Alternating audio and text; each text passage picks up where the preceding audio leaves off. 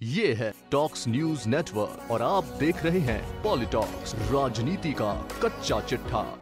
जम्मू कश्मीर में अभी विधानसभा चुनाव की तारीखों का अता पता नहीं है, लेकिन कांग्रेसी दिग्गज गुलाम नबी आजाद की सक्रियता देखते ही बन रही है।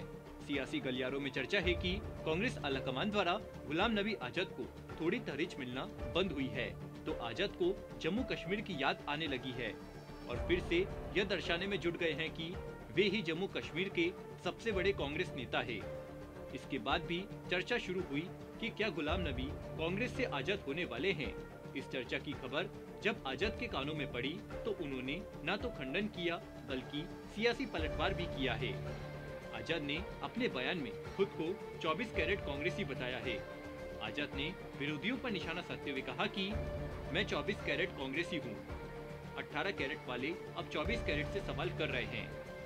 आपको बता दें, कांग्रेसी दिग्गज गुलाम नबी आजाद ने पंजाब के पूर्व मुख्यमंत्री अमरिंदर सिंह की तरह पार्टी छोड़ने की अटकलों के बारे में पूछे गए सवाल का जवाब देते हुए कहा कि हाँ, मैं एक कांग्रेसी हूँ। जिसने भी ये कहा कि मैं कांग्रेसी नहीं हूँ, हो सकता है कि वो 18 कैरेट होकर 24 कैरेट वाले से सवाल कर रहे हो।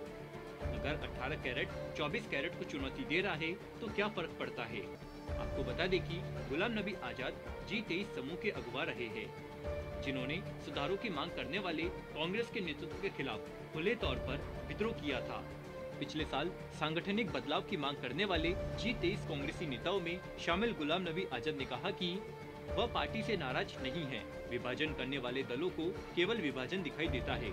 हम लोगों को जोड़ रहे हैं, हम एकता बना रहे हैं, क्योंकि हम एकीकरण के लिए जीते हैं। पार्टी में सुधार के सवाल पर गुलाम नबी आजाद ने कहा कि हर पार्टी, हर समाज और देश में सुधारों की जरूरत है। सुधार एक सतत प्रक्रिया है और पार्टी के लिए जरूरी है। विधायिका भी एक तरह का सुधार है। अतीत की कई बुराइयां आज सभा में सुधारों के कारण नहीं है। वहीं परिसीमन प्रक्रिया के बाद होने वाले अगले विधानसभा चुनाव में कांग्रेस की संभावनाओं के बारे में पूछे जाने पर आजाद ने कहा कि हार और जीत लोगों के हाथ में, मैं तो नहीं कह सकता। आपको लगता है भाजपा राज से जनता उब चुकी है? वो तो उब चुकी है, क्योंकि उनके वक्त में ही सबसे ज्यादा महंगाई और अनएम्प्लॉयमेंट रही। कांग्रेस दिग्गज गुलाम नबी आजाद ने कहा कि पिछले 3 दशकों में आपको पाकिस्तानी गोलीबारी के कारण बहुत कुछ सहना पड़ा है। यह आपकी तीसरी पीढ़ी है जो बंदूकों की आवाज में पैदा हुई और पली बड़ी। पाकिस्तान से आतंकवादियों की घुसपैठ को रोकने के लिए खदानें बिछाए जाने के बाद आपके खेत बंजर हो गए।